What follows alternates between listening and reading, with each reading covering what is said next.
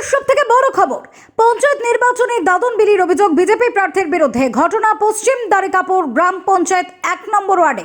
সুস্থ তদন্ত না হলে বুথ কেন্দ্র ঘেরাওয়ের হুঁশিয়ারি দিলেন মথার বিধায়ক রঞ্জিত দেববর্মা। এ নিয়ে চাঞ্চল্য বিরাজ করছে। এই মুহূর্তের সবথেকে বড় খবর বলা যেতে পারে, পঞ্চায়েত নির্বাচনে দাদন বিলির অভিযোগ বিজেপি প্রার্থীর বিরুদ্ধে। সুস্থ তদন্ত না হলে বুথ কেন্দ্র ঘেরাওয়ের হুঁশিয়ারি বিধায়ক রঞ্জিত দেববর্মা। মথার বিধায়ক রঞ্জিত দেববর্মা হুঁশিয়ারি দিয়েছেন। এ ঘটনা পশ্চিম দ্বারিকাপুর গ্রাম পঞ্চায়েতের 1 নম্বর ওয়ার্ডে। চাঞ্চল্য বিরাজ করছে এলাকা। Bureau report, SD news media, Tripura.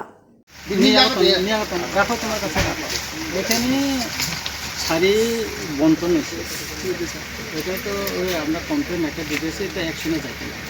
আচ্ছা, নির্বাচন বিধি অনুযায়ী আছে, কারণ আমরা এটা লাগবো, আমরা কমপ্লেন করাতেছি প্রার্থী দিয়ে। তারপরে